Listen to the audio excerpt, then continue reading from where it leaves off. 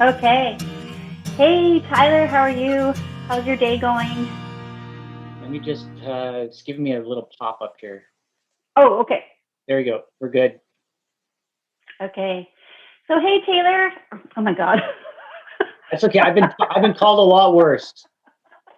Okay. I've been called a lot worse. I can edit this. I can edit this. This is why I don't do it live. Not yet, anyway. You got to leave this stuff in. This is the gold. Yeah, exactly.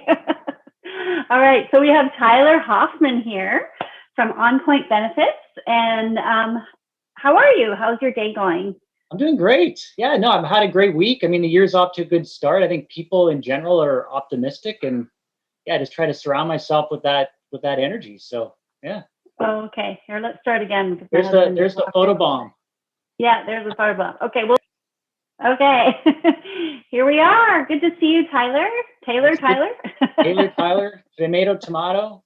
I've been called a lot worse. So yeah, it's great to be here. You're looking great. I mean, your hair it's a little different than when last time I saw you.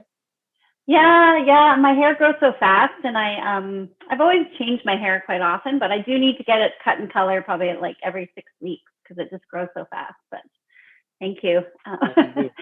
If I didn't, I'd probably be like my grandmother. She went totally white by the time she was like 30. So I think it runs in the family. So how's your week been? How are things going? Yeah, I mean, the year's off to a really nice start. I just feel like there's a lot of confidence out there. People are optimistic for the most part, and just really try to surround myself with that energy and just keep that energy going. Because at the end of the day, we can't control this whole experience right now. So all we can do is really control our attitude, and for us that are in business, our activity. So yeah, things are good. Yeah.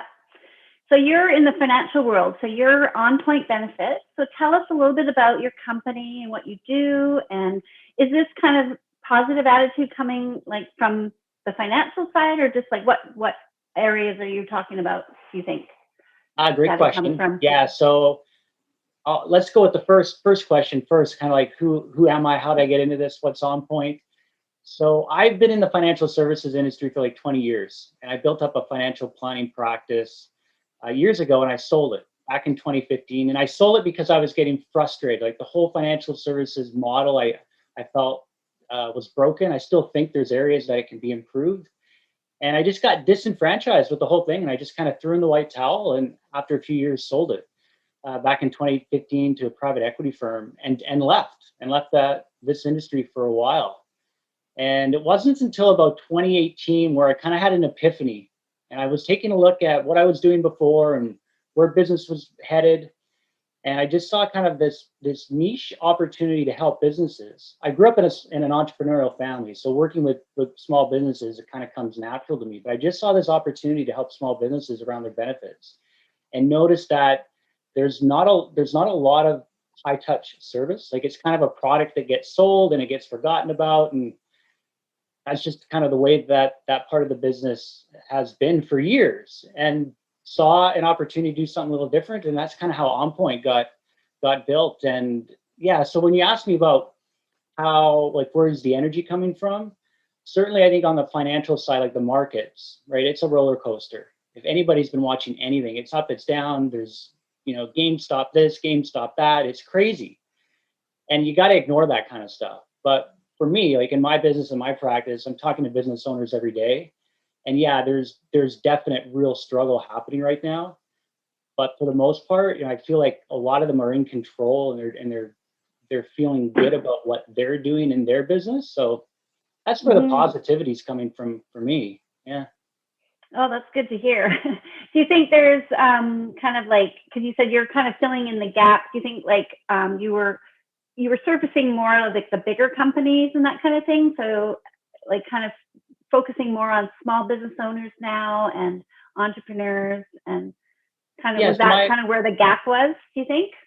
uh, yeah, it doesn't, not necessarily the size of company, because there's where the gap is where the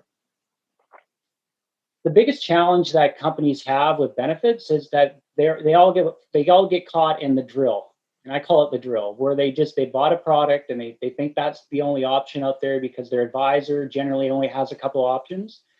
And that's probably the biggest gap, is that there's and this isn't knocking financial advisors, but there's a lot of financial advisors that do financial planning that sell group plans. And when you deal with that type of consultant, they're limited in the capacity that they can bring to that domain, right? When you deal with a consultant who specializes in benefits, often small businesses and larger businesses will get access to an advisor or a consultant that has more product, more strategies, more technology available. And so that's the gap that I'm filling, is bringing that kind of big consultant experience to small and medium-sized businesses on the island and throughout BC so that they get access to more. Right, and then they get more explanation, more kind of hand-holding, more, more of your expertise so that they can make better decisions, I would imagine, in what they purchase in terms of their benefits. And do you get into like investing and all that kind of stuff, or is it strictly benefits? Yeah, so we've got 3 pillars. It's better benefits, better productivity, and better wellness. So under benefits, it's also group RSPs. Wellness is mental health and also financial coaching. So one of the things we built 3 years ago was a program called MoneyWise, which is an online financial education and kind of coaching program. So we provide that to all of our clients as kind of a value add. And then the product, that's awesome. Yeah. And that's the thing, like so many, we take a look at the stats, like there's probably 50 to 60% of employees are stretched financially and they're just not getting access to good quality financial information. So it's a way for us to kind of help those companies. Yeah, that's huge, especially like as a small business owner. Like, I mean, I'm a creative. I don't know anything about, I mean, I had to take a crash course when my dad passed away and when we bought a house and everything like that. But, I never really had that sort of, we don't learn that in school, right? It's stuff that you have to just learn through experience and then you get taught by your parents or whoever. And so to have somebody like yourself that can help with educating and making sure that we're, a business owner is making sound financial decisions, like that's huge. Like having you're basically kind of like a money coach. Absolutely. And that's the thing, like so many of us get sold to at the time when we need it the most, right? And we don't ever want that to happen. You want to have that education so that you can make an informed decision rather than being sold to. Right. And so that's part of your services that you offer to all your clients. Is that right? That's what you just said. I think. Totally is. Yeah. It's probably where I get the biggest energy from. Yeah. Yeah, that's awesome. Yeah. And I know the value of that. My husband and I worked with a money coach back in 2012, actually. And, we still practice the lessons that she taught us, like just how to manage our money. And we never fight about money anymore, hardly ever, like where we used to, because we have a system and then we were taught how to, better manage our money. And it's a huge piece. I think that's missing for a lot of, especially small business owners and sole proprietors and hate to say it, but creative types. Yeah, it happens with families too, right? Even outside of business, I think and that's probably what got me most disenfranchised. 5-6 years ago was that the whole industry, the whole model is around selling product, right? And advisors are compensated in selling product, not coaching and educating and advocating for clients. A lot of that started to shift. A lot of technology has broken those barriers down, but by and large, that's the model, right? And well, I like where this is going because obviously my show is all about business owners and entrepreneurs who are actually trying to make a difference in the world. And I think a big part of that is supporting people in business. So whether you're a small business owner, mom and pop, sole proprietor, all of this stuff is really, really, sure. Your people are going to buy products and stuff. So it is still supporting those companies that are offering these products, but it's actually supporting us to be more successful so that we can support the community. So it's kind of like, I really like that you offer all those things and that the industry is shifting in that direction because that's how we create a successful society. In my opinion. There's got to be there's got to be a cooperative element to it, right? Yeah. If you take a look at what credit unions do for their members and what the co-op does for their members, if each of us just took a little bit of that and applied it to our own business, we'd all be better off from a community perspective, wouldn't we? Oh, for sure.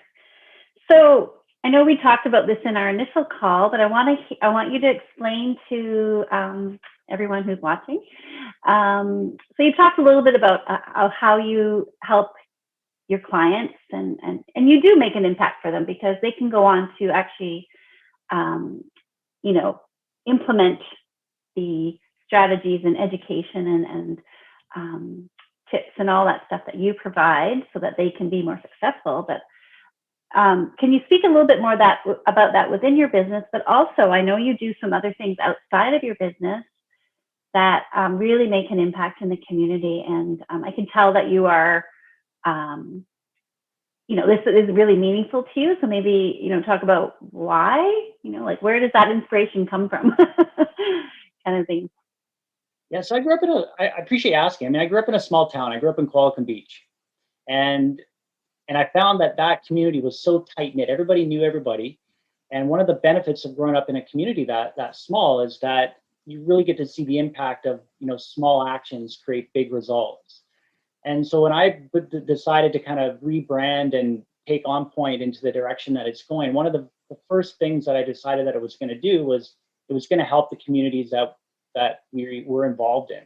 And so we take 2% of our net profits and we invest them back into a community program that my clients say, hey, this is where we want you to spend your money, Tyler. And so for 2021, we're going to work with Camp Yes out of Victoria. So our criteria for that 2% that we put back, it's either youth programs, either like youth sport and leadership, or something environmental based. And so this year we're doing Yes Camp for Youth, and it's all about youth leadership. And yeah, I think why not? Like we're here to serve. Like businesses, I've always taken this philosophy that businesses are here to serve. They're not here to sell. They have to sell, but they're here to serve. And if you just take that, I feel like if more business owners took that small step in whatever direction it was, again, it's just making the community better. Yeah. Yeah. I think, I believe that in my own business. It's like I'm here to serve a need and a want and to make my clients' lives better. And I think, that's just such a good attitude to come with. And it just really makes a difference into how you deliver your services too, because you are actually doing it more joyfully as well. And you know that what you're doing is actually making a difference for somebody. So that's awesome. Well, it's all about the why, right? It's not about selling. It's not about getting more clients. It's about, for this year, let's get more kids to camp.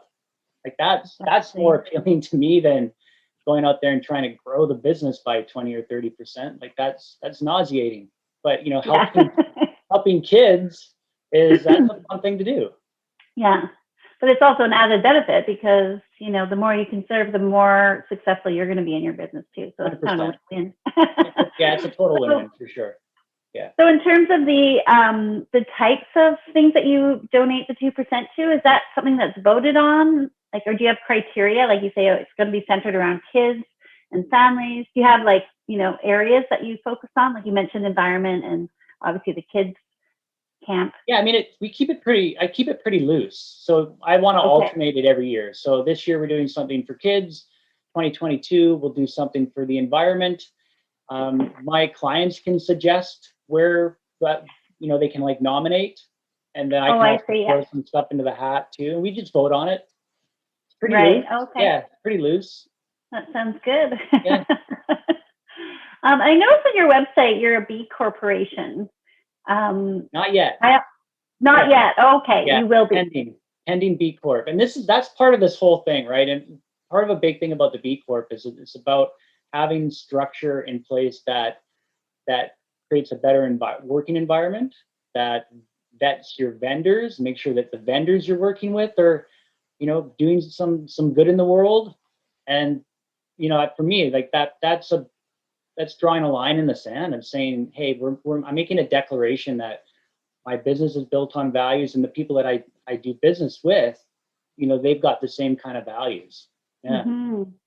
So I know what a B corporation is, but can you explain for everybody watching? Because I don't think everybody knows what that is exactly. What is a B corporation? Well, there, you put me on the spot here.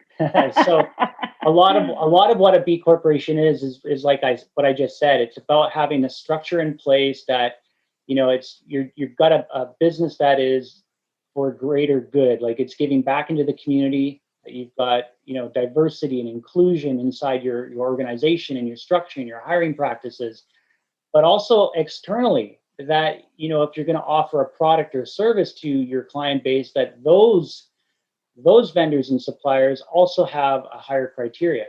So a good example of where this gets played out is on our group RSP. So when we're offering and recommending group RSP product to our clients, we've decided at OnPoint that it will be, for the most part, it'll go with Desjardins, because Desjardins is a cooperative organization. The investments that they offer through that program are also responsible.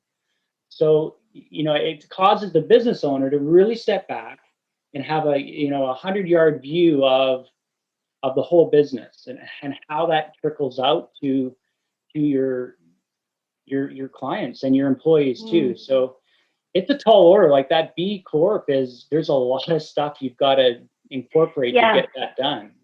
There's a huge criteria. One of my side businesses, I'm a beauty counter consultant. So it's a company. Oh, cool. They are a certified B corporation. And that's one of the reasons I work with them, because they're certified, they're recognized, and it's not easy to become a B corporation. So no, it isn't, and that's why we're pending. It takes time, and there's legal structure too that has to get, you got to literally change your structure. So it takes time to do that for sure. Yeah, I'll put a link in the when I post this to what a B corporation, because I think I think there's a lot of companies out there who, like yourself, want to make an impact and may want to go in that direction too, because it's a great idea. Yeah, exactly. So I'm going to get on to a couple other questions. I know you talked about the story behind what you do and why you do it and all that kind of stuff. Are there any challenges that you faced along the way? Like, did you have this kind of big vision of, how you wanted to conduct your business and your life, for that matter? Did you have any challenges?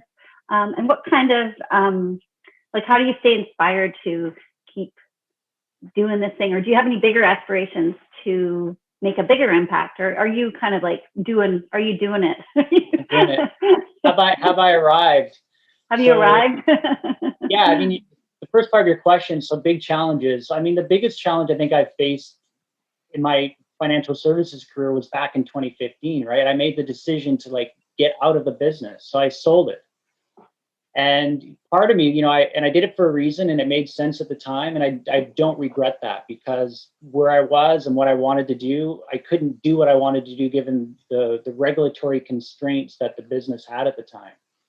So the biggest challenge I've got is when I decided to, restart OnPoint, it was starting it from scratch. And if any entrepreneur knows what that's like, we all do, of starting right from scratch.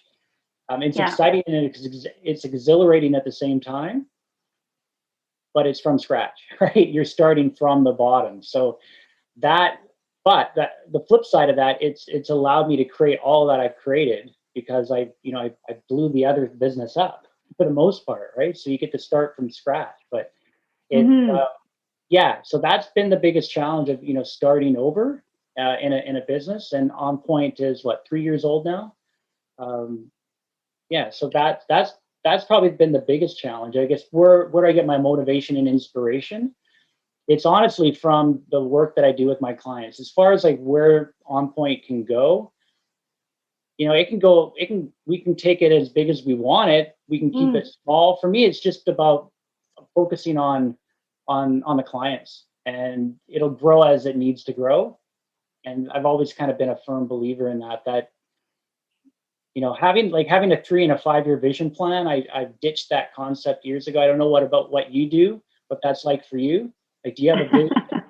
Well, to be honest, I'm actually going through a whole, I want to call it a rebrand, refresh, I don't know, just overhaul of my business because I've been pretty lucky. I've kind of just winged it for the most part. But now I'm like, okay, I need to have some goals. I've never really set goals either. So I'm kind of at that stage where I really want to take my business to the next level and maybe start setting some goals for myself and having a bit more of a structure and a plan. Because, Yeah. I mean, without giving away my age, I only have so many years left. And so I want to make sure that I don't live with regret or as very little regret as possible. I want, Yeah. So I've been doing a lot of work around this lately, I want to not say I want to do all these things and then never do them.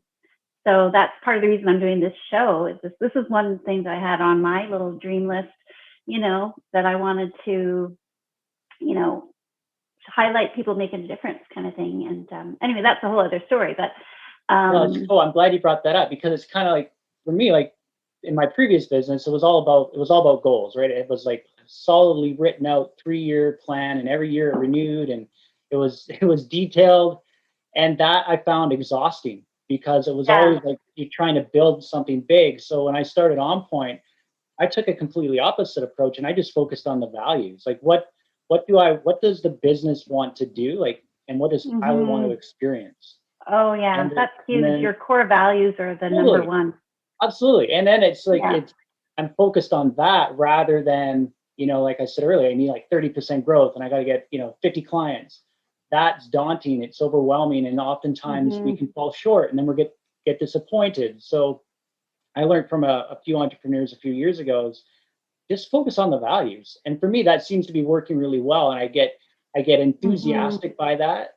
And I don't have to, worry about the big goal. The business will go the way it needs to go. If we need to add more people, we add more people. But those core values day to day, if I focus on those and living those and making sure that I'm living to those standards, then it's a lot more controllable and more fun.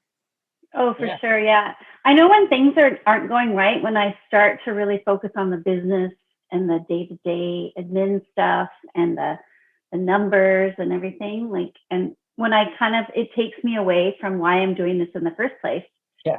So when I start to focus more on my values and the work that I'm creating, things just are much more magical and, abundance flows basically for everybody, not just me, So and I love what you were saying about small actions create, what did you say? Small actions create big impact. Yeah, so it's the smallest actions that create the biggest results, I find. Often it's that small thing that it's almost like a butterfly effect, right? And it creates leverage. Yeah. Yeah. And it's so true. I mean, I so far, most of the people that I've interviewed, we all say the same thing because it really is true. And it's like a fundamental truth. So, and that's why, I think it's possible for people to have very, financially successful businesses, but also have something. It doesn't have to be like David Suzuki or Leonardo DiCaprio or whoever scale in terms of impact. Can be as small as, for me, it was volunteering at the SPCA. I realized I couldn't, stop animals around the world from being, tortured or whatever for their skin and all that kind of stuff first. But I could help the animals in my backyard. And so that's kind of what I think, we're obviously talking about here. And that's where we, can keep our lives, what's the word? Balanced, where we can feel like at the end of the day, we're going to say, you know what, I did good. I did okay, and I enjoyed my life. And I mean, that's for me at the end of the day. Actually, a friend of mine did a 5-day challenge. If you're out there, Carmel. But one of her things that she said, it was a quote by somebody else, and I can't even remember who it was. But anyway, the whole point was, you don't want to live your life with regret. And I talked about this before, and it really brought a tear to my eye because I was like, yeah, I want to, not feel like I didn't do the things that I really wanted to do, or at least tried, you know? So, and I think we're all here to ultimately look back and say, hey, yeah, I did a good job, or I helped somebody, or I did this thing or this thing, right? And also feel fulfilled. Yeah, there's got to be some purpose and meaning behind all of this Yeah. craziness, right? I know we could talk about this for hours, I'm sure. But I mean, yeah, I mean, that's the gist of this. This is the gist of this show. This is why I'm doing it, because I want to have, the people I interview, like, tell their story and inspire other people who may be afraid to do that one thing that they feel their heart is calling them to do, and that they know is going to help, but maybe they're too afraid, or don't think they're good enough, or all those things that really hold us back. I'm definitely one of those people who has had all those voices in my head, and fear and anxiety, and like, just but the thing that motivates me, like I said, is just, okay, I don't want to look back in 10 years and go, I didn't do that thing I said I wanted to do like 20 years ago. I mean, this has been 10 years in the making anyway. But anyway, enough about me. So I guess, what would you say to, what would be some words of wisdom for maybe aspiring entrepreneurs or business owners, or just in general, like, to, if somebody wanted to, do something besides just go to work and make money? Do you know what I mean? What would you say to those people? Like, what advice would you give? Yeah, I used to be this is a totally different topic, but I used to be a professional baseball umpire. So before I got into financial services, I had this career in professional baseball. And one of the things that's a whole other topic. But one of the things that I learned in there was this ideology of pause, read, and react. And we can take that into business every day. It's very easy when things aren't going right to just react, right? And instead, the whole idea of pausing, reading, and reacting, and just take a step back, breathe, and get in tune with, like, what do you really want? What has to happen right now in order for you to feel better? Like, what is that truth? And just step into it. Because one of the things I've learned is, as daunting as that is, once we make that step and that commitment and we make that decision, everything changes, right? So what we want, everything is achieved in a decision. It's not achieved in the actions that follow.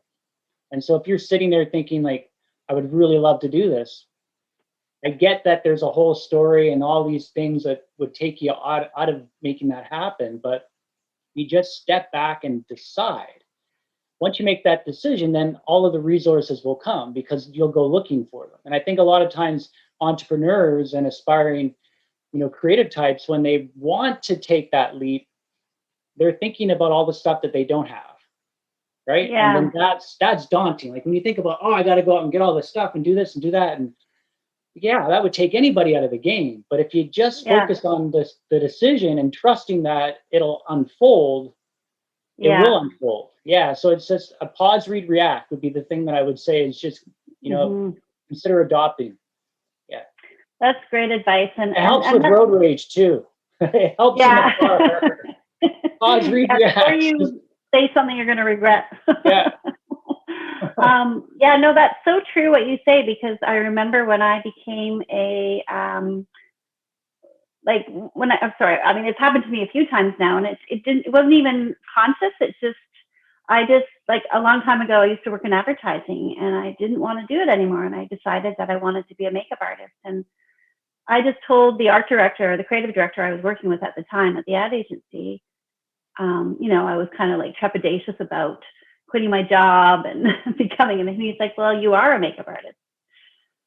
And I'm like, oh, yeah, I guess I am. So I decided in that second that I'm a makeup artist now, and everything changed. Cool. I literally just quit my job and started doing it. I mean, I was already doing it on the side, but once I kind of, like you said, when you make the decision, it's already kind of, the intention's already rolling, and you're already, the universe just conspires to make it happen for you in a way. I mean, you have It to take the does. action, but yeah, This is the thing. Like, the universe is there to guide us and to give us what we need. And when we're not fulfilling that truth, we're not getting what the universe is meant to give us, right? And it's easier said than done. Like, don't get me wrong, it's not as yeah, easy as sending back a steak that you don't like in a restaurant, right? yeah. But the truth is there. Like, I've always taken that little 3-word phrase and try to apply it outside of baseball, and it seems to help. Yeah. Yeah, no, that's really good advice. And I love, the other thing I heard recently was, and I've seen it come up a couple times now, maybe it's just kind of in the air right now, but it's, is this one thing one thing I want to do or not do is, am I going to thank myself later? Am I going to is my future self going to thank me for it later? And that's kind of really sticking home, or, what's the word I'm looking for? Yeah, it's meaningful to me right now. And I think it's, kind of ties in with everything we're talking about. So that's very cool. So to wrap things up a little bit, it's been great chatting with you. Do you have any kind of, I know, we talked about, you're going to be a BCorp. I just know it.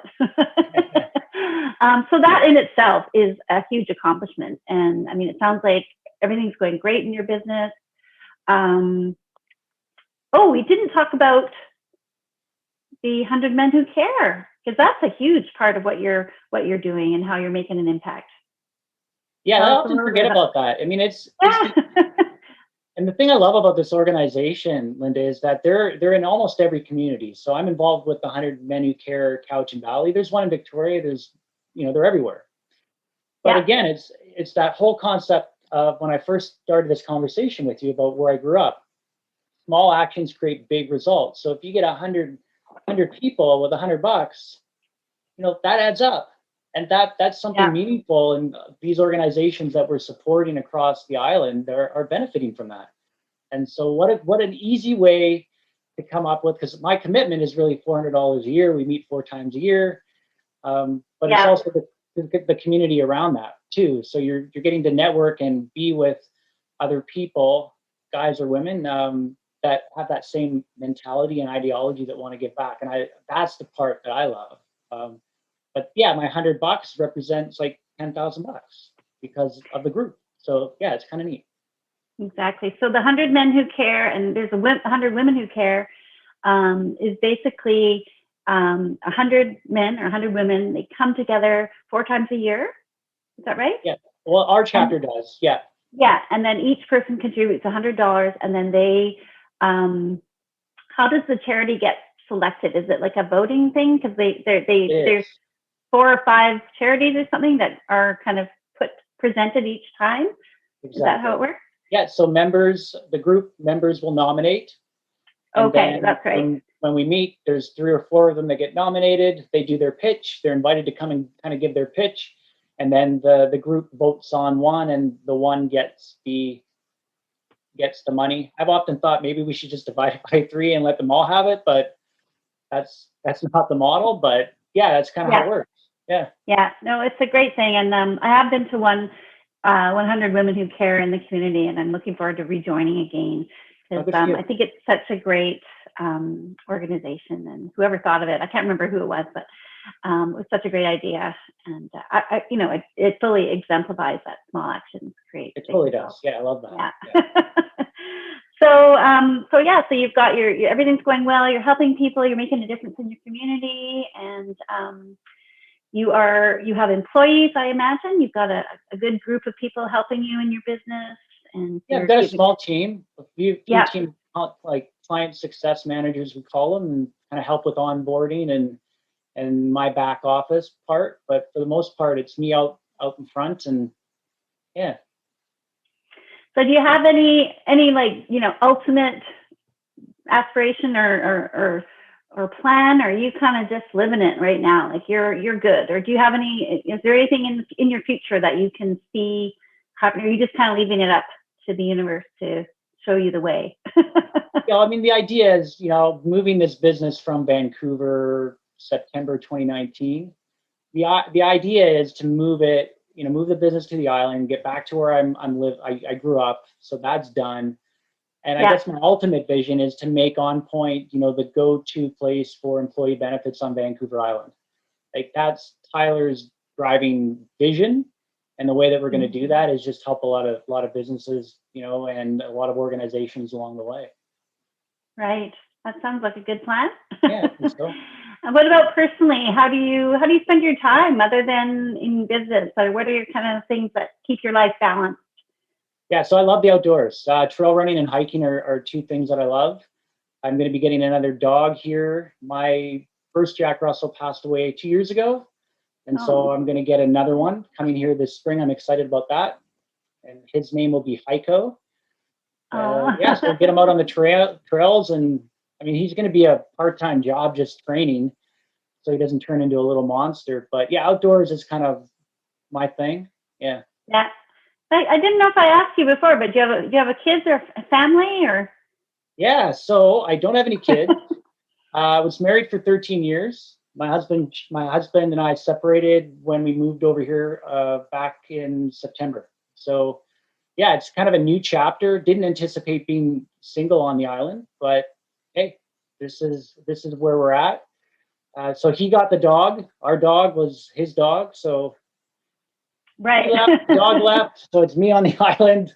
New chapter, new beginning. Newer business on the island, and I'm totally stoked about it. I think the universe can chew you up sometimes, but on the flip side of it, you just got to trust that this is the path. So yeah, awesome. Well, I'm sure you'll find love again, and you'll all the pieces are going to fall into place. Because when we're doing what we love and we're having that balance, then like you said, it's just everything comes absolutely to serve us, and so we can serve the world. Totally agree. All right. Well, do you have any questions for me, or before we wrap this up? I'm going to include your link to your website so people know where to find you, and the 100 Men Who Care also, as well as the BCorp information. I think that'll be really helpful. Good ideas. Yeah, that's super. Yeah. No, this was good. I appreciate it. It was fun. Awesome. Well, thanks for being here and chatting. And we'll keep in touch. And